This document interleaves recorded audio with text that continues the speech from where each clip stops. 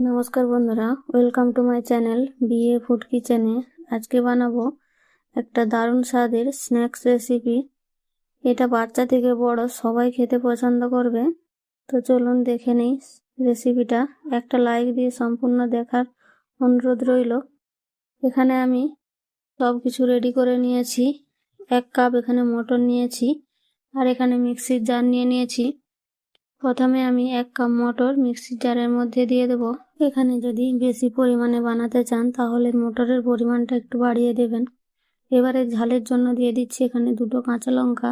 ঝালটা আপনারা পছন্দ মতো দিয়ে দেবেন। এবারে দিয়ে দিচ্ছি এখানে 1 টুকরো আদা আর কয়েকটা রসুন, আর দিয়ে দিচ্ছি এখানে ধনেপাতা। এখানে আমি ডাঁটা দেখে ধনেপাতা নিয়ে নিয়েছি, আপনারা পাতাও দিতে পারেন। এবার আমি এখানে 2 চামচ মতো জল দিয়ে দেব। জল দিয়ে এটাকে ভালো করে গ্রাইন্ড করে নেব। বেশি এখানে জল ব্যবহার করা চলবে না, এটাকে আমি একটু শক্ত শক্তই এখানে গ্রাইন্ড করে নেব। 2 চামচ জল দিয়ে গ্রাইন্ড করলেই ভালোভাবে গ্রাইন্ডটা হয়ে যাবে।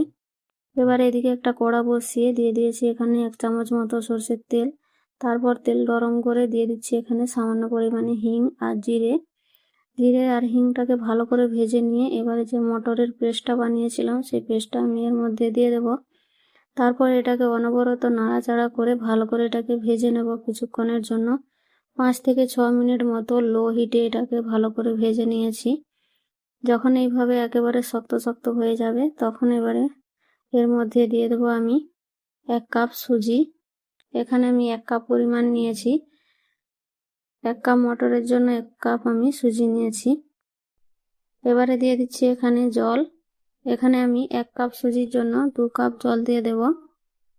এখানে সুজির অনুপাতে এখানে জলটা দিতে হবে। সুজি 1 কাপ দিয়েছি, তো তার ডবল জল এখানে ব্যবহার করতে হবে।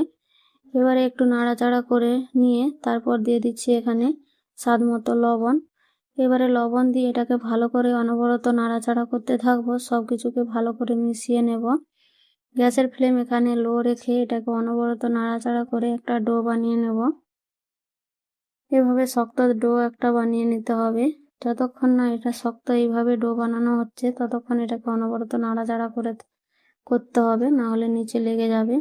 আমার ডোটা বানানো হয়ে গেছে। আমি একটা প্লেটে তুলে এইভাবে একটু ছড়িয়ে দিচ্ছি যাতে এটা তাড়াতাড়ি ঠান্ডা হয়ে যায়। তো আমি প্লেটে তুলে নিয়েছিলাম।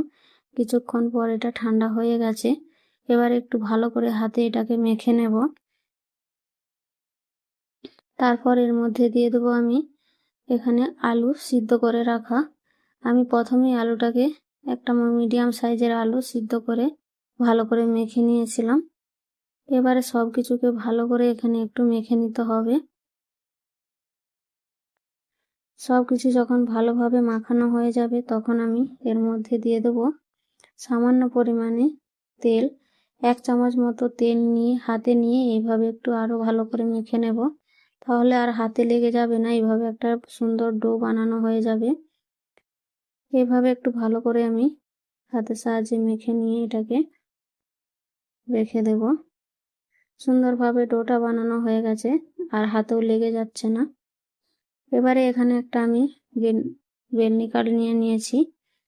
এবারে এর মধ্যে একটা ছোট ডো নিয়ে এইভাবে লম্বা করে নিয়েছি। তারপর এইভাবে কাঠ লাগিয়ে একটু সমান করে নেব। বানানো একেবারেই সহজ, যে কেউ বানাতে পারবে। দেখে বুঝতে পারছেন কতটা বানানো সহজ। এইভাবে সবগুলো আমি বানিয়ে নেব।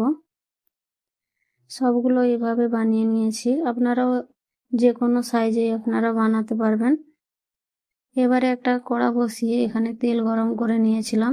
তেলটা হাই হিটে ভালো করে গরম করে গ্যাসের ফ্লেমটা মিডিয়াম করে নিয়েছি। তারপর একে একে এগুলোকে দিয়ে দেব। তেলটা কিন্তু অবশ্যই ভালো করে গরম করে নিতে হবে, না হলে কড়ার গায়ে লেগে যাবে।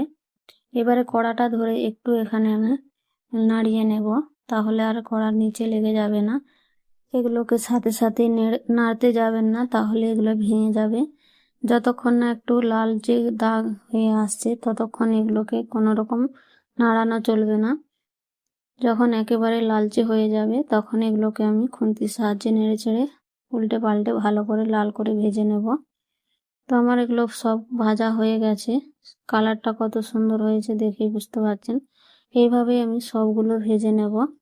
আমার সবগুলো ভেজে রেডি হয়ে গেছে। এতটাই এগুলো ক্রিস্পি হয়েছে, দেখেই বুঝতে পারছেন। গরম গরম চায়ের সাথে, যে কোনো সসের সাথে খেতে পারবেন। বাচ্চা থেকে বড় সবাই কিন্তু খেতে পছন্দ করবে।